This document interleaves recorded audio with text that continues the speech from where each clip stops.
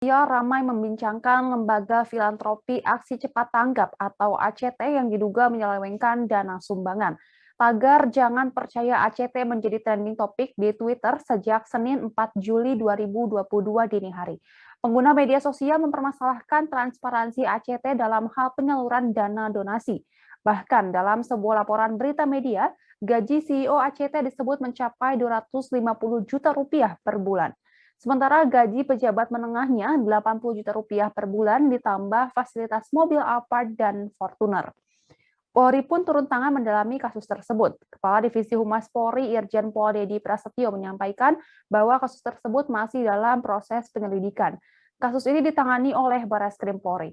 Namun begitu dia masih enggan merinci mengenai proses penyelidikan yang tengah ditangani oleh Barreskrim Polri. Sengkarut dugaan penyelewengan dana umat yang dihimpun Lembaga Sosial Aksi Cepat Tanggap atau ACT mengemuka pasca pemberitaan majalah Tempo. Dana triliunan rupiah yang berhasil dihimpun dari berbagai program filantropi ACT diduga tak dikelola sebagaimana mestinya. Bahkan mantan petinggi ACT diduga menggunakan dana hingga miliaran rupiah untuk kepentingan pribadi. Tokoh PP Muhammadiyah Anwar Abbas turut menyorot adanya dugaan penyelewengan dana sumbangan masyarakat ke organisasi filantropi Aksi Cepat Tanggap atau ACT. Abbas menyatakan jika hal tersebut benar terjadi, maka kasus ini merupakan sebuah tindakan yang memalukan. Wakil Ketua Umum MUI itu juga menyatakan kalau pengusutan perlu dilakukan guna mengungkap besaran keuntungan yang didapat para petinggi ACT. Sebab kata dia, sudah banyak masyarakat yang menaruh kepercayaan kepada ACT untuk memberikan sumbangan. Bahkan dampak dari kasus ini, kata dia, juga akan dirasakan oleh organisasi pengumpul dana sumbangan masyarakat yang lain.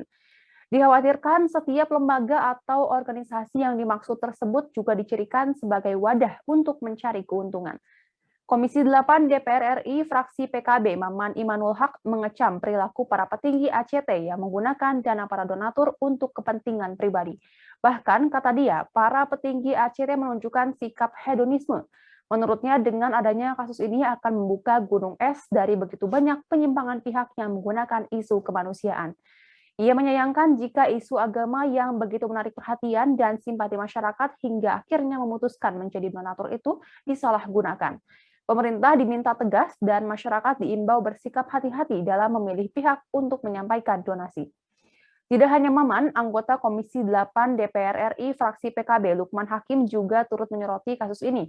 Lukman mengatakan bahwa bila benar terjadi penyelewengan, maka pimpinan ACT harus dijatuhi hukuman pidana karena telah merugikan masyarakat banyak. Lukman meminta kasus ACT ini sebagai momentum untuk lebih berhati-hati menyalurkan bantuan bencana dan kemanusiaan. Dia menyarankan masyarakat yang berniat baik membantu sesama menyalurkannya melalui lembaga-lembaga resmi yang layak dipercaya.